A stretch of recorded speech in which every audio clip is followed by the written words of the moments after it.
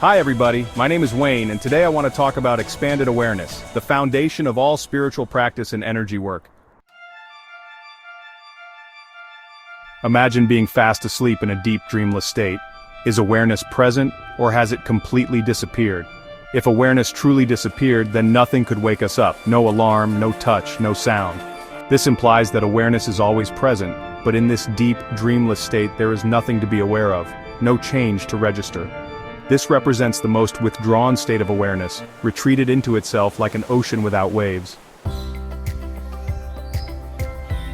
We can access a similar state through certain forms of meditation, but this is what traditions call dull meditation or the dulling of the mind.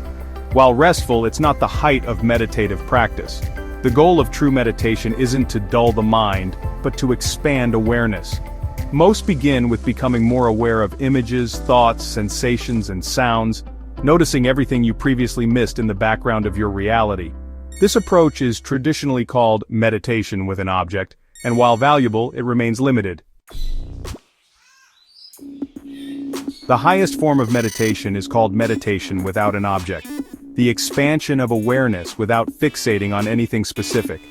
Imagine playing a game where you must clap your hands as soon as you hear a sound. You sit in perfect alertness, listening to the dead silence. Your mind is clear, you are fully aware, but there is nothing specific to be aware of. Yet even in this case, the awareness remains focused in a particular direction. If someone asked what you saw while waiting for the sound, you might not be able to answer because your awareness was channeled toward hearing. Why is awareness so central to meditation and spiritual practice? Because absolutely everything that exists is some form of awareness. Everything is held in the awareness of the superconscious mind, what many traditions call the mind of God.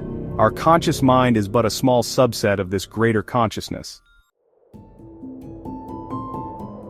Consider your dream state. Theoretically, your subconscious mind could be totally under your command in dreams. You could potentially experience any dreamscape or scenario you wished, but in reality, most find their conscious mind overwhelmed by the subconscious during dreams. If we learn to cultivate the right mindset in our dreams, a very advanced form of lucid dreaming, we would transform from feeling powerless in our dreams to experiencing remarkable creative power. The same principle applies to our waking state. When we truly wake up in this persistent dream we call reality, we recognize ourselves as co-creators and co-authors rather than victims of circumstance.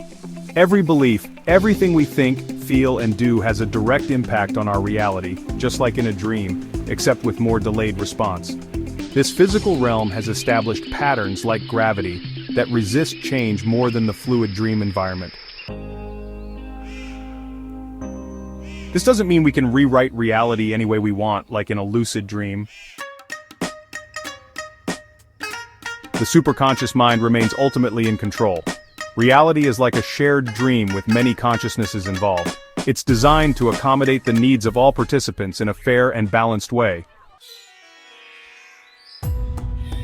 Today, I want to focus on how we can practice expanding our awareness, specifically to perceive subtle energies. This bridges the philosophical understanding we've discussed with practical experience. Let's begin with a simple practice. Sit comfortably and breathe deeply. Now become aware of the energies around you. In a previous video, we discussed the energies to the north, east, south, and west earth, fire, wood, and water. Today we're going to focus on the energy from above, the heaven energy, and the energy from below, the earth energy. The heavenly energy is causal yang, and the earth energy is causal yin. These can be regarded as the two main poles of our subtle energy battery. You can sense how the earth holds this yin causal energy, and the sky holds this yang causal energy.